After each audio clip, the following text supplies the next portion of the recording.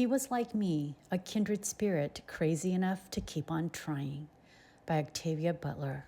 Hello and welcome back to Kindred Spaces, where we hope that you can connect with us, laugh with us, cry with us, be vulnerable with us, and grow with us. My name is Dr. Alyssa Gayeng.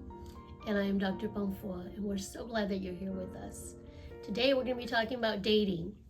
It feels like it's the natural next step in our telling our stories of who we are. That's right. And so last time we talked about our college days, but I wanted to back up a little bit and just talk about what was it like for us, for you and me, but also for us as young Hmong women in the dating phase of our lives. Right. And especially because right now, in today's time, we really are about telling our stories, and our generation didn't really get that opportunity to tell our stories. So we want to invite you guys to share your stories as well too. But yeah, it's just a natural next step for us to talk about our dating experiences. And I think everybody has a different dating experience, but it's good to hear everybody's stories, and especially because our stories might not be as common. I didn't get married until I was 30, and you married a non-Hmong. And I was 22 at the time. But you know, the thing to remember is that as women, dating looks very different for us than it does for men. Right. And particularly in the Hmong community. And so some of my earliest memories of dating was my parents being very cautious. Right? My parents warning me not to be alone with a boy. And as a little girl, I thought if I even like slept in the same bed, or you know, something where we're alone together, that I would get pregnant. Yeah. So all these scary stories around what it means for a guy and a girl to be together. So those are some of my ideas about, oh, that's what dating is, just being alone together. And then all of a sudden somehow getting pregnant. Right. Well, and I think that's, as I reflect back on how my parents talked to us about dating, I think the way that our parents were exposed to dating themselves, dating their own experience themselves, that's what they learned, and that's what they then brought us up with. And I would imagine, to your point, that because we're from a patriarchal culture, that dating looks very different for men than for women. And so my mom was married by capture, which is ji paniaya. And so she was 10, and and she has her own story about, when they married her, she hadn't even started puberty yet, and they just kind of raised her as their latunya, but only and so her idea of dating to us was really about preventing us from being married by capture.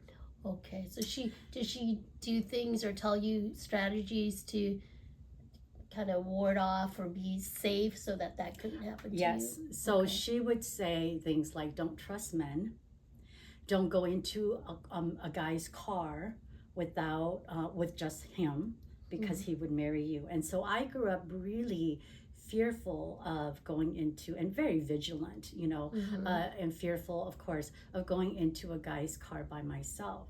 And so we did a lot of just group outings. There was no individual dating at all, because that fear was planted into our mind. So that was our idea of dating. And of course, we know that dating back in the days is the guys coming to your home, and talking to your parents, and really having that exposure in the living room, and talking, and all the other stuff is thereafter. But that's our idea of dating. So my parents really didn't talk about that courtship, because it was very common practice for men to just come to your house to talk to you. But my mom surely instill a lot of fear about being with a guy alone. Not so much about the getting pregnant, but the part about getting married and being married to a man you didn't choose or love. Okay, yeah, that makes sense. My dad was kind of a zhaolao, meaning he was a bachelor for a long time. I think he didn't get married till he was 28 or later, and so back in Laos, that's an old guy. And my mom was married at 14. Mm-hmm. So my dad came to marry my mom at 14. But because my dad had been single for so long, he understood that girls, I mean, I don't know how many people that he can, right? In Hmong, that's the word we use, and it's the word for talking, right? Yeah. But to them, it meant that you were sleeping with that person. Right. And I didn't even know that till I was much older. Right. I just took it literally, you're talking. Right. Right. But then later when I realized, oh, their experience of dating was a man would go to the next village and talk to the girl to go see her, talk to her, and then at night they would somehow be able to sneak away together. Or my dad would even talk about how he could go into their house if the parents thought that they liked him, or later at night the girl would let him into the house. Oh, wow. And so then once I realized that, I was like, okay, this word that they use for dating is not really dating. It's actually that you're actually sleeping around, right, or sleeping with the person. But that's the part about our culture that I think is very difficult for us as kids growing up, and even this generation, because you have to read between the lines, because it's such a modest culture where you look more at the behaviors and less about what they say. And so when they use words like ta to kids, to teenagers, that word just means talking. And right. So then to jump from you're just trying to like logically connect the dots, and it's not connecting the dots. And it wasn't until I was way older, and I was like, so when Hmong people use the word ta, is it just talking, or is it more than that? And that's when I realized, oh, there's more than that. And it really depends on how you were raised. If you were raised by parents who told you everything, then you kind of knew what that meant. But if you were raised by parents who didn't tell you everything, which is how my parents were, you kind of just thought, oh, everybody just innocently spoke to one another. And when they come to your house, you just really do speak through that, thatched wall. But I think more goes on than that. Right. And I think for me, because my parents would tell us things about, back in the day, your dad had so many girlfriends, right? And I'd be like, oh. And then later on when I found out, oh, that actually meant that my mom knew this about my dad, and yet she was okay with it. That he had many girlfriends, right? Because he was single for so long, but he wasn't celibate. He was out there dating or courting, or whatever word they use other than ta, right? And so I think when I realized that, it shocked me. Right. But then it also made me realize that our culture has this weird messaging about what it's okay for men to do. Yes. But what's not okay for women to do. Right. So these poor girls who had been on the other end of the dating, clearly they didn't marry every guy that came to date them, court them, right. And so then it changed my whole idea of what was outwardly appropriate. Yes. And what was done behind closed doors that our culture condones and even encourages. Right. At least for the men in their dating. Right. Because, we as women were raised to be virtuous, right? To right?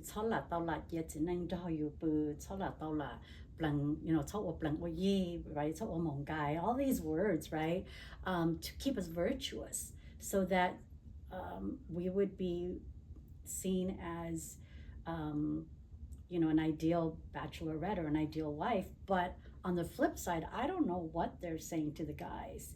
Like, I just recently heard and learned that on the flip side, they'll say to the guys,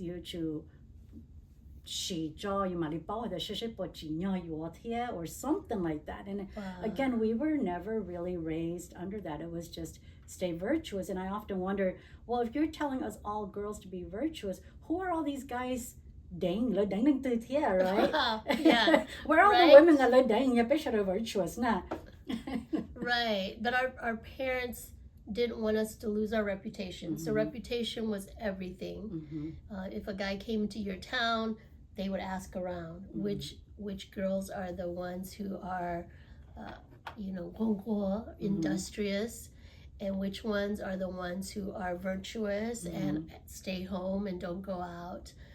So even that idea that there's a standard for a girl that you will eventually marry, and then there's another looser standard for the girls that you want to casual date, right? And so that was confusing for me, particularly because I was outgoing. I played volleyball, so I was out of the house a lot. But those were some of the markers that people would be like, who's a virtuous girl? Does she cook? Does she stay home? Or does she go out? Does she, And so even there, it was like your reputation, again, is connected to the things that you do. Yes. That's such an interesting comment, because when I was growing up, I was pretty oblivious to all of that.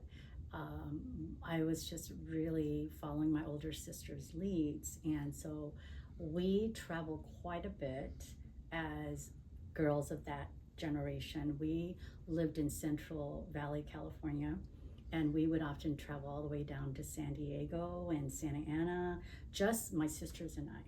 And I would imagine that there's probably some words, some not so nice words, about how we just lived our life. We were just freely living our life, which would probably give us a reputation that we were probably doing things that virtuous girls didn't do. But we knew ourselves. But it's just so interesting that I wasn't as mindful of that, because the dating was so different for me. That was playing. That wasn't dating. Yeah, and I think even in the late 80s, early 90s to definitely the 2000s, that mores expectations of guy-girl relationships was beginning to change, and we were kind of at the beginning of those changes, but still very much more like what our parents were used to, where you, like you said earlier, you stay home and the guys come to your home and they talk to you there. But there were rules that I didn't know either. So like I would answer anybody who wrote me a letter back in the days when they wrote you letters, because there was no internet and no emails, definitely no texting, right?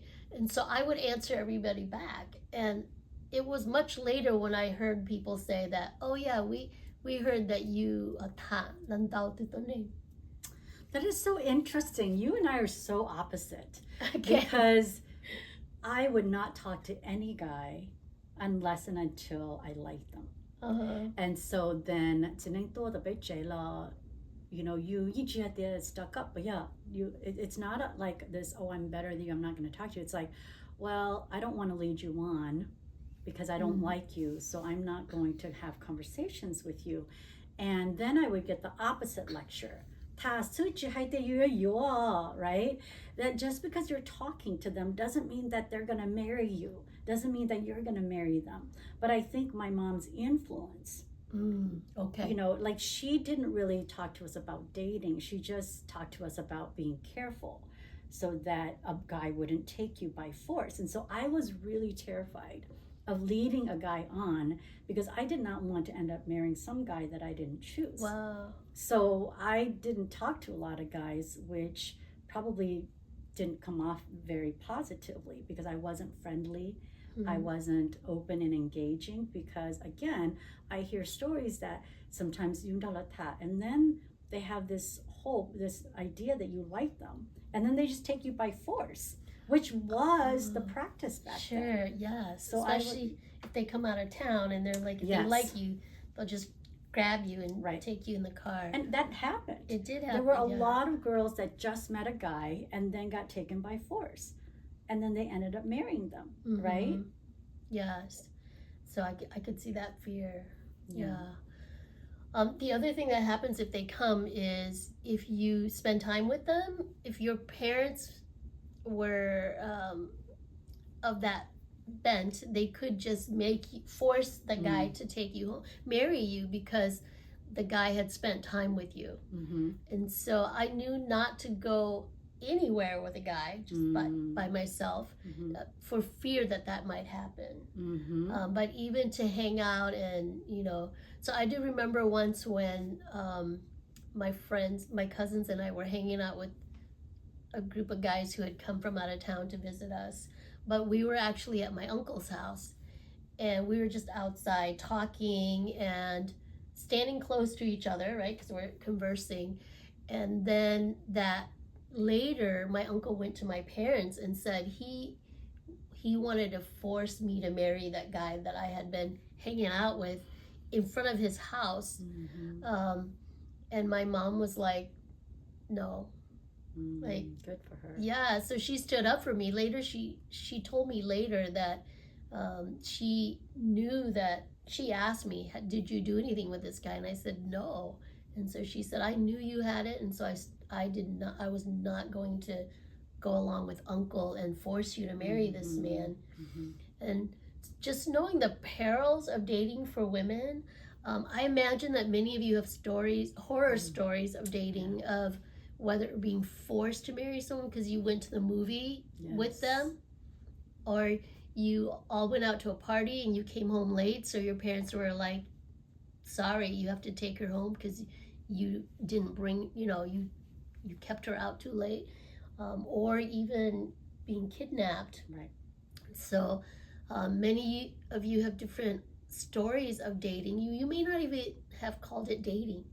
It was just you saw them for the first time, and then this happened to you. We want to talk about it because we know that at our midlife age, it's kind of a time where we look back and we're like, what happened, right? During the midlife is also when a lot of marriages end. Yes. And some of it is because you're reflecting back and you're like, for the next 30 years, I don't need to stay in a very difficult situation. Or maybe you have resentment. You have a good life, but then you keep resenting things that happened in the beginning. And so some of this is us wanting you to just look back and talk about this is what those young days were when we were dating. I mean, I'm wearing a dress. I don't have my original dress, but I was a kind of a goody two shoes. So here I am in a 80s dress, maybe and early 90s as well. I was not fashionable, but I thought I would go with the whole look back in the day. So that's why my hair is spiked, or however you want to call it. Yeah, just a walk down memory lane, but also, recognizing that many during that time frame didn't really know what dating was, and were influenced by our parents, who were doing their very best to parent us, to do good for us. So I'm glad that your mom spoke up for you and said, oh, you didn't do anything? Then no. And my mom really didn't push us to date or really try to prevent us from being captured for marriage. But I would imagine many other mothers, many other fathers wouldn't do what your mom did, and would just force you to marry. And that's really unfortunate here. But those were the years, right? And even dating back then was more for practical reasons, in terms of the elders, our parents, our grandparents, were the ones that were teaching us about dating based on their own experience growing up, where marriage was for practical reasons.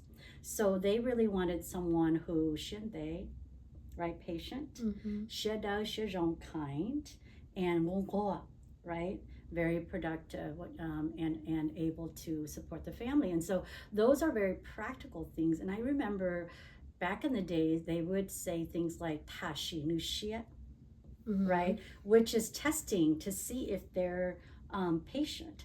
And so I never really understood that, because I'm just a very direct person. right? Why would I just lie to you just to see if you were patient or kind? You know, I could talk to you and already know if you're patient and kind, but a lot of the dating tips back in the days is right? And for me, I always wondered, even back in the days, why would you do that? Because that's just a poor foundation for a relationship where you're already not being truthful. You're already testing them for who they are. But I get the practical reason behind it. Yes, particularly if you just go into, you live far away, right? And you're not familiar with the person's personality, or right. So you are having to test them. It's like a speed dating thing. But what to your point, I think in the 80s that's what we were doing, but we really didn't know ourselves or know them at a more broader perspective, and we were too young. And so now in our 50s, in our mid-age, we're realizing the marriage isn't growing. The marriage is probably based on a foundation that is probably outdated, right? It's about practical reasons. And at this point, we're moving towards our own individual needs as well, too. And we're also moving away from the patriarchal, perhaps misogynistic approach, too. And so I think that's where a lot of people, our generation, are not very happy in their marriages, because the origin wasn't, the origin has, or the origin isn't what is helping us thrive in our marriage at this point, because the culture has changed so much. Since the 80s, we were really, like you said, we were on the brink of changing, but we were being raised on traditions and practices, dating advice that was back in Laos. And here, 30 years, 40, 50 years later, it doesn't look the same. And so those foundation is not strong enough to keep a marriage. Right. So again, as we reflect back, one of the dangers is to hold on to some of the resentment, some of the pain. And so talking about, like, if you're married right now and it didn't start out the way you wanted it to, maybe your parents forced you to get married, maybe you had to marry against your will because they kidnapped you, they took you by force. There's opportunity now to revisit that and to work through some of the difficulties, to have forgiveness, to have healing, so that the relationship you have now can be on a different footing. It doesn't doom your relationship. How it started does not determine how it unfolds or ends. Well, to your point, what I love about the healing process, what I love is that I'm seeing so many couples who are more public about their relationship in a loving way. So there are individuals even older than you and I who are putting on social media their journey as husband and wife. Holding hands is no longer I'm seeing couples just really talking about how they can foster a more deep and loving relationship, because I think when we were growing up, holding hands as a couple was really embarrassing. And that's grounds for getting married, right? yes, that too. And then once you're married, you can't even show public affection, right? Because it's sushia and all this stuff. But now we're seeing more and more older couples, even older than you and I and our generation, showing public affection. And I think that's a positive, in that we're now promoting public affection between married couples, so that you can work on your marriage in a committed way, so that you can have the husband component also model how to treat their wife in a way that meets her needs. And the wife component responding to the husband in a respectful way, because that's really, unfortunately, as a Hmong family, right, as a Hmong community, that's also where we need to rebuild our foundation, is how do you still respect your husband, who is still the head of your household if we're going with patriarchal practices, right? And how do you respect or your wife in a way that makes her feel beautiful and also important, because oftentimes we don't know how to do that.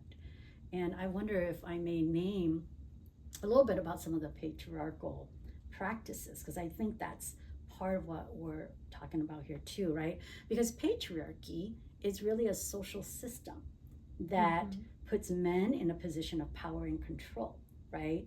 And so in patriarchal cultures, the values, the norms, the practices really favor the men. But the danger in that is that it could perpetuate gender inequality, right? Yes. And then and that's not for every family, but there is risk for that, because if the men are in the positions of power and women are not, then there could be misogynistic beliefs, right? And so misogyny is hatred or prejudice towards women and putting women in like subordinate positions.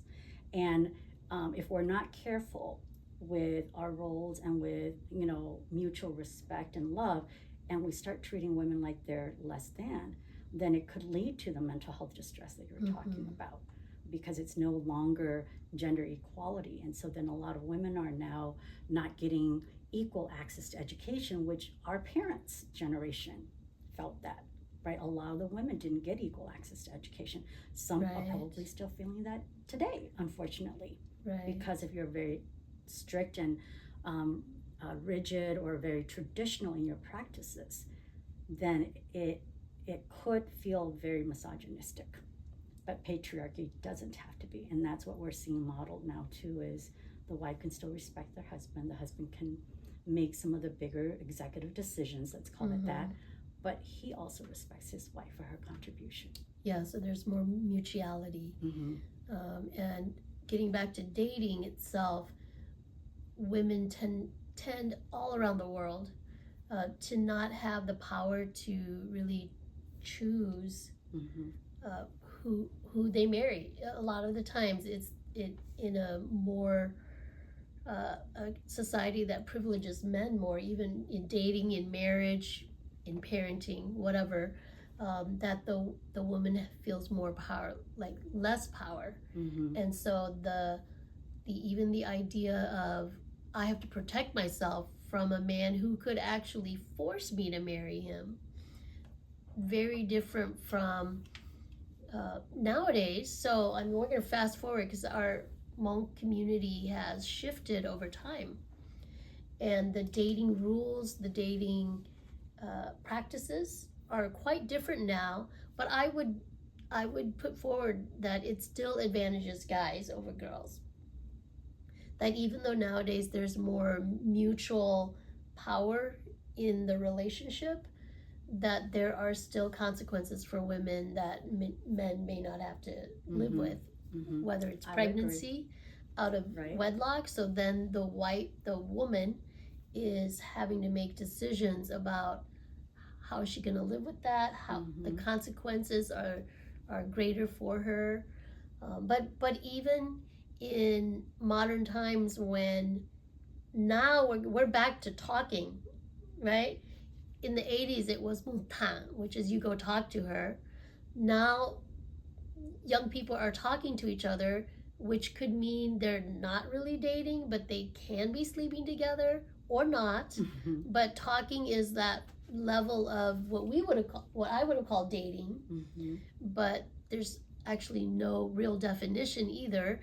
And so even there, this idea that there are parts of quote unquote dating, getting to know each other, maybe even deciding if you're going to be exclusive, that the freedoms given to both partners, there's a disadvantage of the one that may require more protection, which I think are women, because if the woman again gets pregnant, what does that mean then for her and for her future?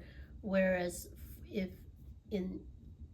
for the man, he may be like, I don't have to worry about that. Right.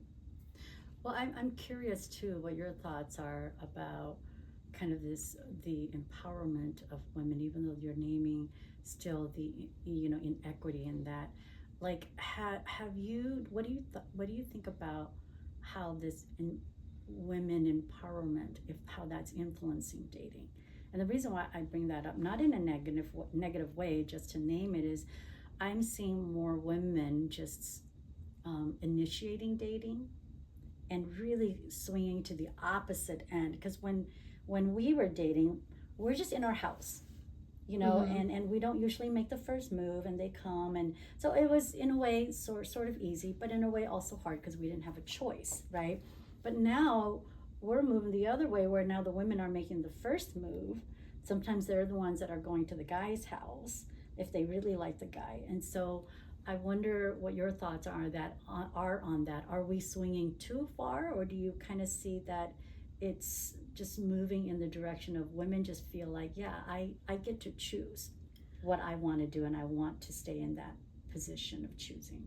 I think there's mutuality in the relationship between the man or the persons, the partners. Yes. And then in the context of the community. So in the context of the community, our Hmong community still looks down upon a woman who makes the first move, or who moves in with the guy's family, even though he hasn't married her. That's true. So it looks like it's equal, but again, it's still very disadvantaged, where the community says, oh, she's not a good, virtuous person. And then there are circles, conservative circles, where like that kind of mutuality would be looked down upon as being usurping power from the guy. And so I just think that the whole idea of dating, that process, women have come a long ways in our ability to have some say, but at the end of the day, women are still disadvantaged. Yeah. And I want to take this moment to let our listeners know that we're really just talking about one perspective, and we don't mean to be exclusive of same-sex dating or anything like that. It's just we're talking from our experience, and I mean, fortunately, we haven't dated for a long time, so we're not experts in dating by no means, because we don't. I truly don't know what the dating scene is now, and I don't know if I want to know, and I hope I never have to know, right? Because I hear it's very hard. Yes. A lot of it is through dating apps, right? So we want to just name that's not our area of expertise. Right. And we're just kind of processing it out loud and really inviting you all to process and share your experience with us.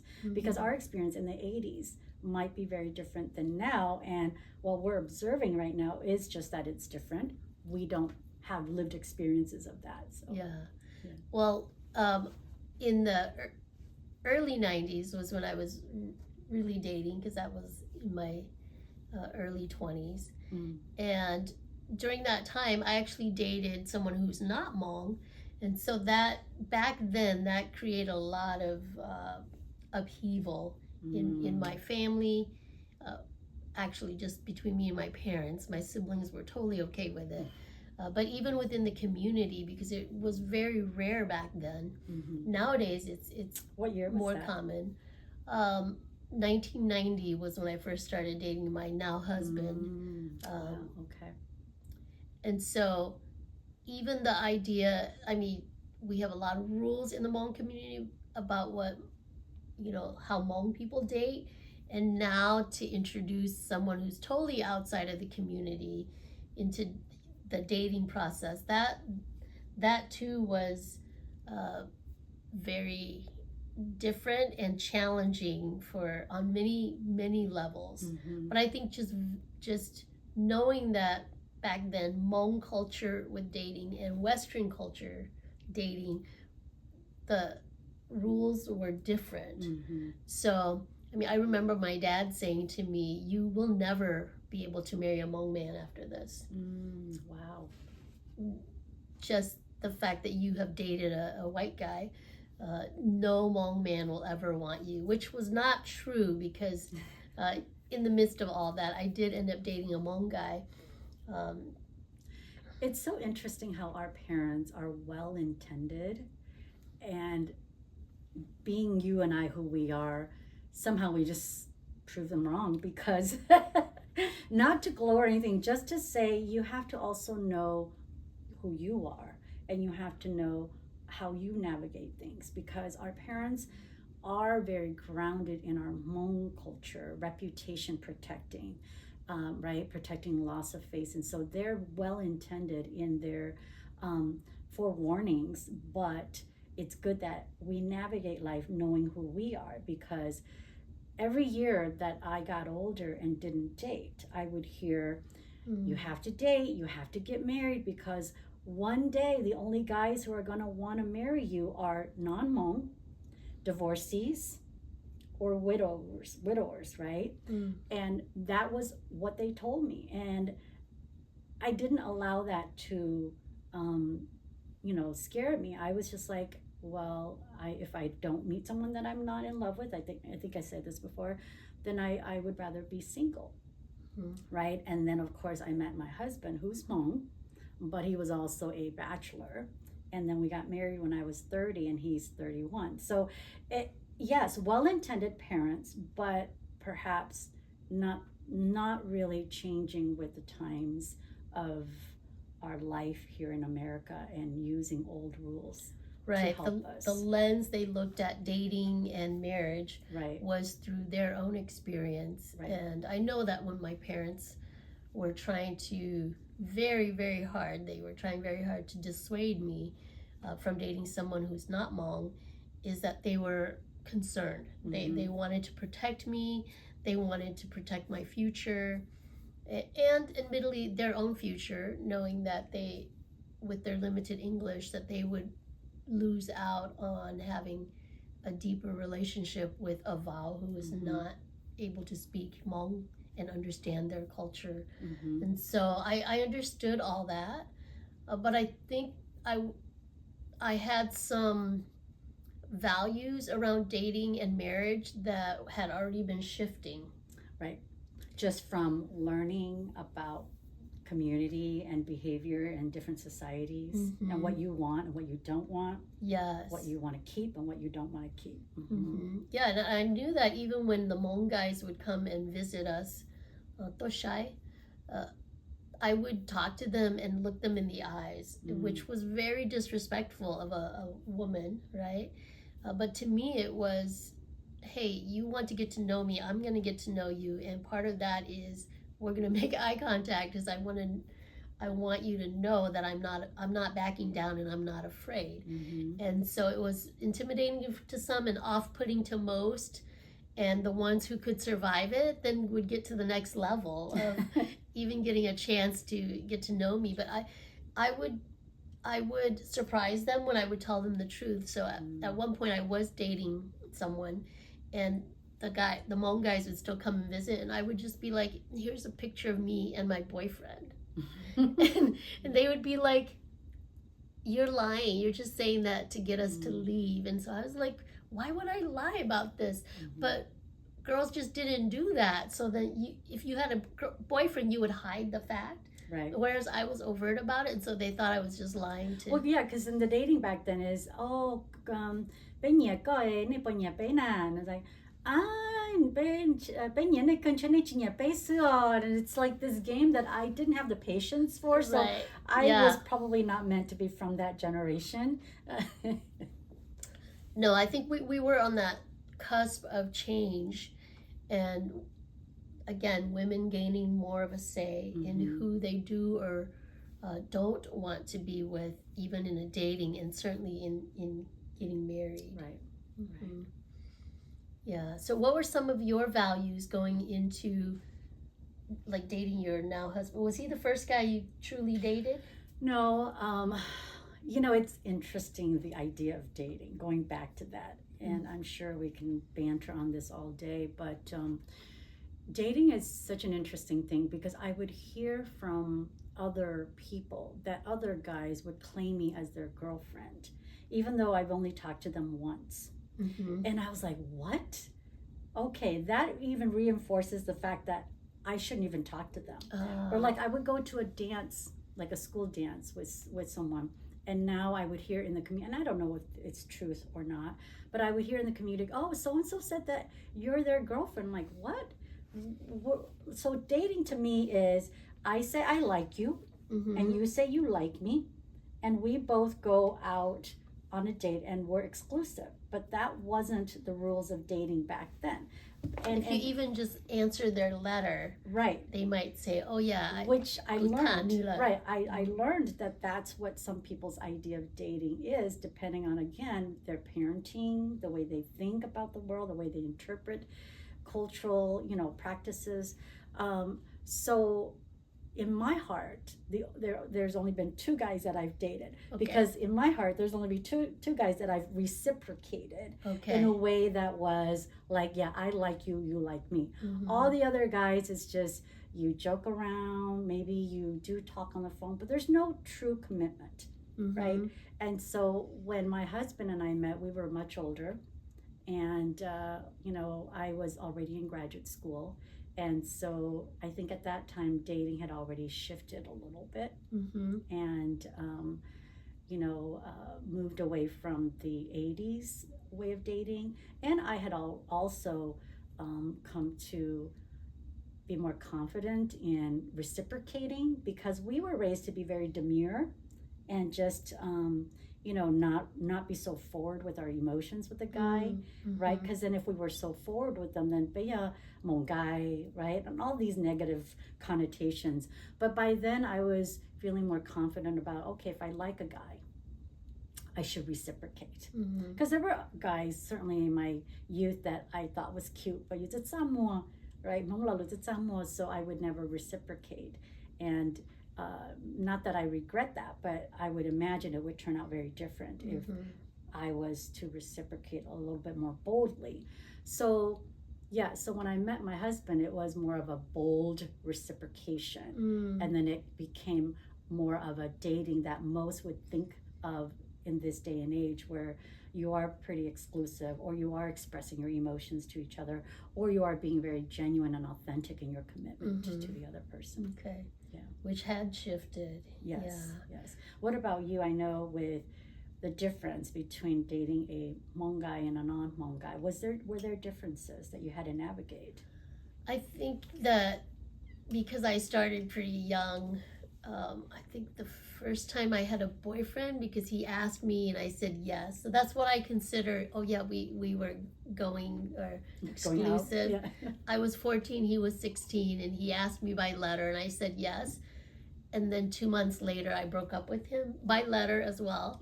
But I count it because he asked me and I said yes, right? He was Hmong guy. The second guy we did date was long distance, but he came to visit, and my parents all knew that this was the guy that I was serious about. I always knew that I wanted to date to marry. Yes. And so if you even got to the point of me saying yes to you, it was already that I could see a future with you. I agree. I didn't date to find out if they were, what they were like. Yeah. And some people do. I mean, I think nowadays dating is, hey, let's go on a date and see if we click, which we did more informally, right? Like in groups or in youth group or at a youth camp or something like that.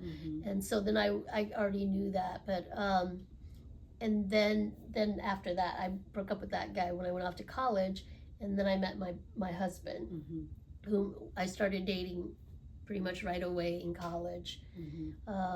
And there is a difference because of the cultural expectations, right? I mean, for a white guy dating someone, it was more to get to know you and to see if it would be a good fit. Whereas to me, it was, hey, if I've said yes to you, this is serious stuff.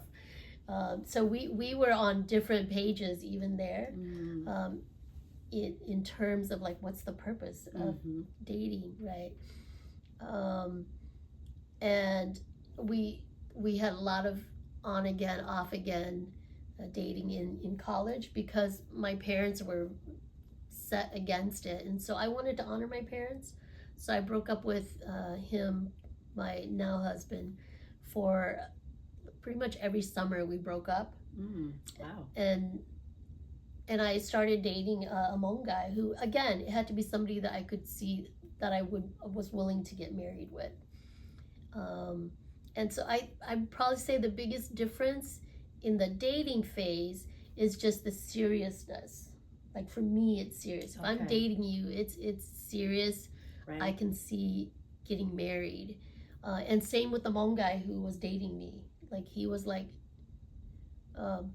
this is for marriage, right? Whereas when I was dating my now husband in college, he was like, we're just getting to know each other. We're exclusive, but it's exclusive so that I can just concentrate on getting to know you. Yeah.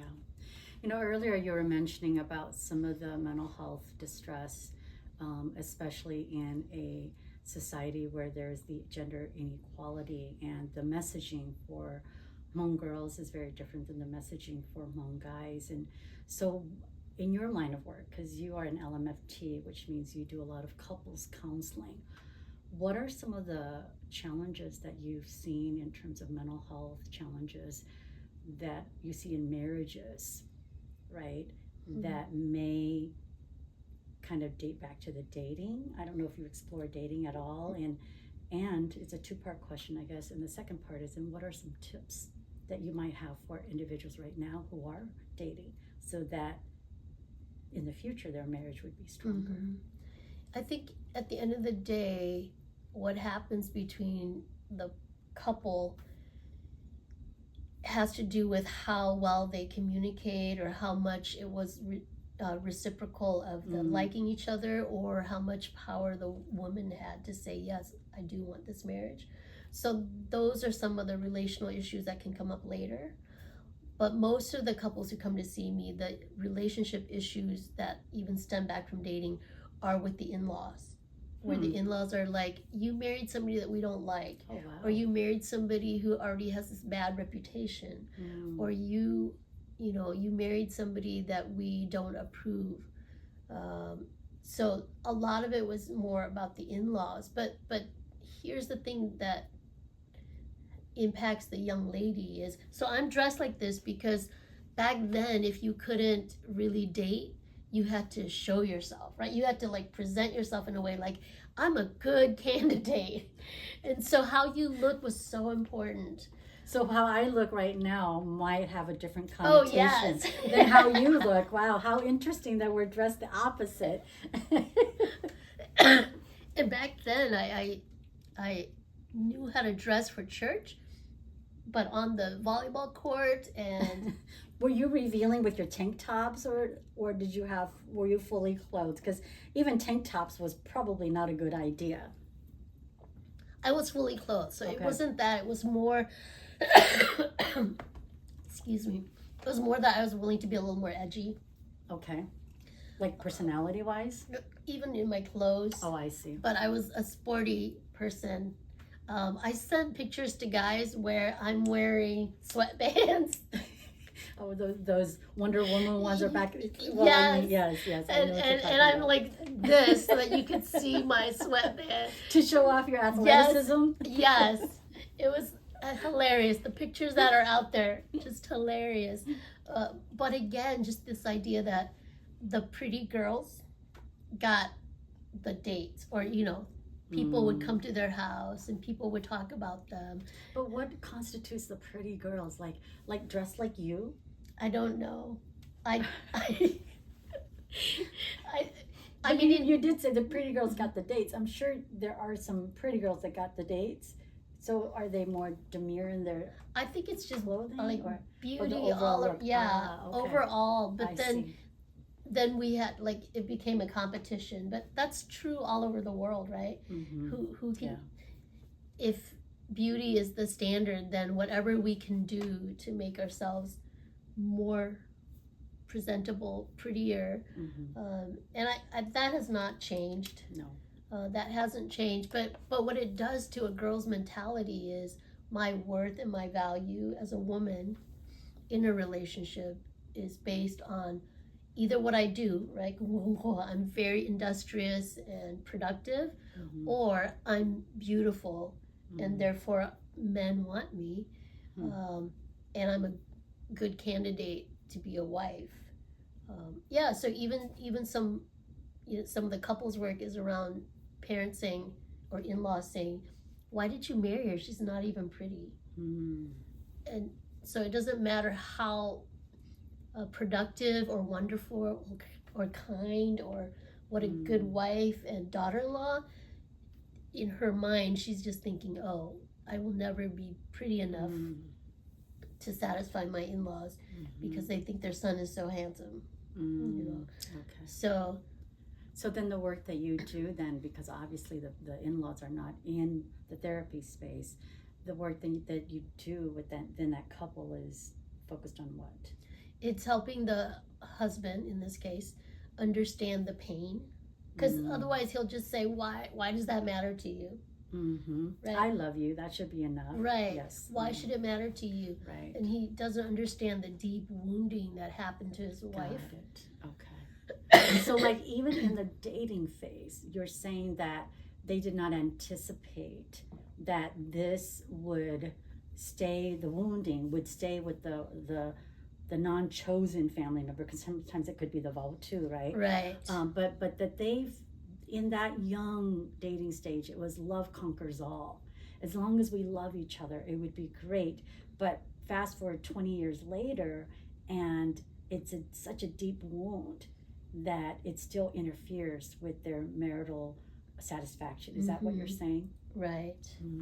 Yes. Or if it was a situation where she didn't want to be in the marriage, but now they're together, and it could breed insecurity in the husband later on. Like, you never really wanted to be with me. And so there's nothing she can do to change that, because that was true at the beginning.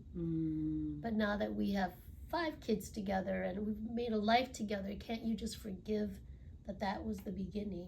So forgiveness is something that often gets worked on in couples counseling. Yes. Forgiveness. So what are some tips that you might give, knowing what you know, for people who are in the dating phase? Date in such a way that if it doesn't turn out, you don't end up with the person, that there's nothing where you can say, wow, I overstepped a boundary, or I did something that you're going to carry for the rest of your life. So if in the dating phase there's a brief moment, and I'm gonna, maybe, I hope you don't mind me going into your story. Let's say every summer you broke up with, your now husband. He has to, before he marries you, he has to reconcile with that I'm choosing to marry you even though you broke up with me every summer, that I'm not going to bring that up in our marriage. That might be what we need to do at the dating phase. Is that kind of what you're talking about? Like, whatever is the bumps that you've had during your dating phases, you decide to go into the marriage, you have to face those bumps. Either choose to forgive or reconcile with those feelings, or work through it before marriage, because it will come back up. It usually will, yeah. Okay. And so, just to go on the record, he broke up with me the second time. The first summer I broke up with him. The second summer he broke up with me. The third I broke up with him. And so it was even Stevens? A little bit. I did more of that. So it would have been harder if you broke up every summer, is what you're saying? Yeah, if I had been the one. Okay. Like he had to do probably a lot of reconciling. Like, right. Do you really love me or not? But right. It sounds like, okay. Yeah, and so when I say, what you're doing in the dating relationship, it sets up for what happens if you end up marrying the person, and even if you don't marry them, right? Yeah. So it's things like, are you respectful of their boundaries? Because a lot of people get hurt when the other person violates their boundaries, whether it's emotionally, sexually, socially, whatever. Right. And so then they go into the next relationship wounded, right? And so that's what I mean. Like, in your dating relationship, make sure that you're not doing anything that you would regret later. And you would be like, why did I do that to them, or say that to them, or treat them that way?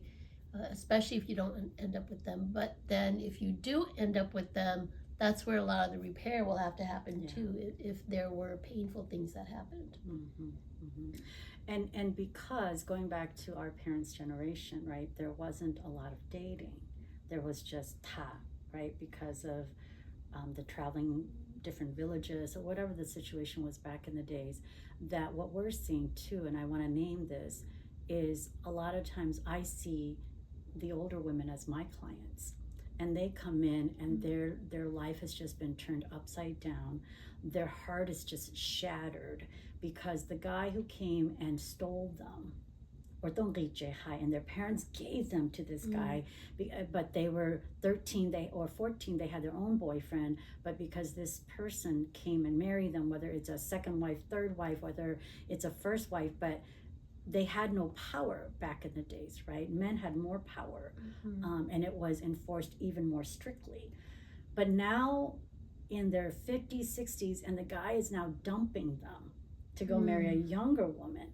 And they come into my office and they're talking about their whole identity has been just built upon being a good wife and a good mother, even though they didn't choose this man, but they chose to honor this man. And now this man just kind of throws them to the side like, oh, I'm done with you now. I'm going to go marry another younger woman.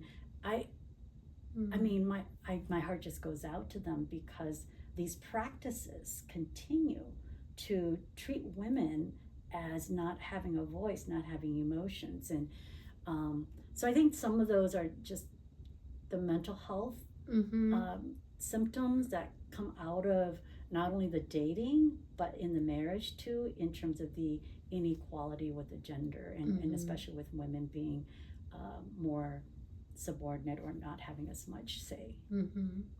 Yes, and those in those situations, I mean, we can't go back and undo how the relationship began. Right. And for the women in that situation, we can't change the husband, right? Right. So a lot of what we're having to do is help women in the aftermath. Yes, and rebuild their identity, their self-identity, their self-worth, their sense of who they are apart from a man, apart from a marriage, and even apart from their kids, right? And that's the hard part. So if you're a young lady in your dating phase, the best thing you can do for your relationship is to have a strong sense of who you are and a strong sense of worth that doesn't come from how you look or who you're with or the man or any relationship that you're in, but a sense of who you are, how you've been created, your gifts and your talents, what makes you unique, what makes you the brilliant spark that you are. And that will actually impact how you date.